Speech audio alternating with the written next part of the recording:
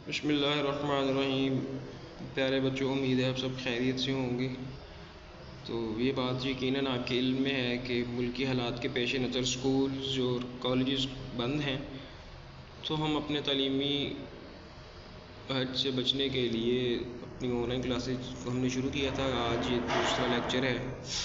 تو ہماری آج کا جو ڈائری ہے، ہمارا آج کا جو ایسا ہے وہ یہ ہے کہ طلباء کو شور کے جو منفی اثرات ہیں ان سے آگاہ کرنا۔ جیسے تو آپ کے علم میں ہے، شور جو ہے بہت زیادہ شور ایک آلودگی کی صورت اختیار کر لیتا ہے، جس کو ہم صوتی آلودگی بھی کہتے ہیں، انگلش میں آپ نوائز پولیوشن کا کہہ دیتے ہیں، ٹھیک ہے۔ تو آپ کے علم میں ہے کہ شور جو ہے وہ انسان کو ایک طرح کی کمزوری دیتا ہے، ذہنی طور پہ اس کو ڈسٹرب رکھتا ہے۔ خاص طور پہ ایک بیمار آدمی جو ہے اس کے ارد گرد شور و غل جو ہے وہ اس کی طبیعت کو بجائے اس کے کہ وہ بہتر ہو مزید خراب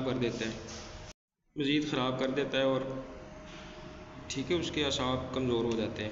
تو یہی ہم نے اس سبق میں پڑھا ہے۔ اس سبق میں جو کردار ہیں جن کی وجہ سے شور ہوتا ہے، ایک تو وہ فقیر ہوتا ہے، ٹھیک ہے، وہ اشفاق صاحب کی جو بیوی ہوتی ہیں بیگم صاحبہ، ان کا بھی اپنا ایک شور ہوتا ہے۔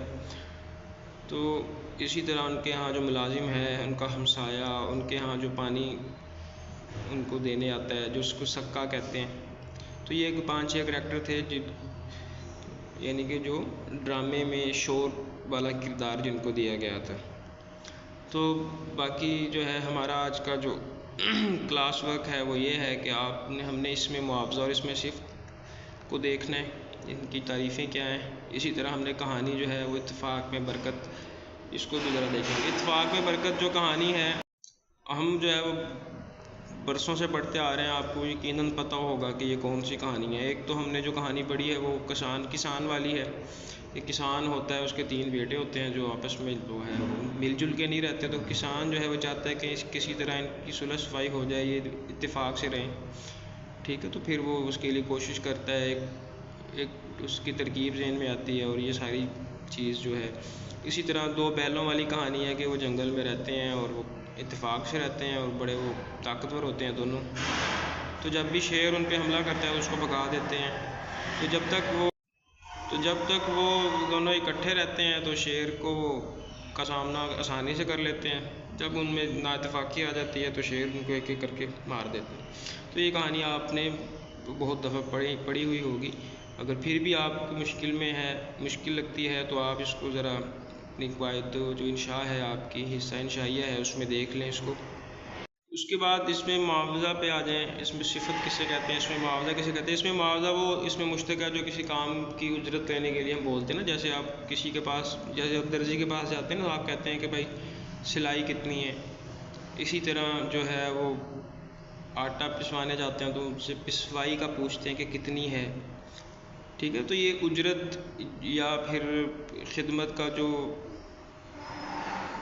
پیسے ہیں، یعنی کہ خدمت کی اجرت جو ہے نا، جیسے مزدور کی جو مزدوری ہوتی ہے، یہ جو مزدوری ہے یہ اس میں معاوضہ ہے، ٹھیک ہے۔ تو اس کا بنانے کا طریقہ یہ ہوتا ہے کہ مصدر کے آخر میں سے نون اور الف کو ہٹا دیں اور الف حمزہ چھوٹی یہ لگا دیں، ٹھیک ہے نا، جیسے پسوانا سے پسوائی بن جائے گا۔ تو اس میں صفت کسے کہتے ہیں، جو کسی چیز کی اچھی یا بری حالت کو ظاہر کرے، ٹھیک ہے، جیسے اچھا، نیک یا برا، اسی طرح، ٹھیک ہے۔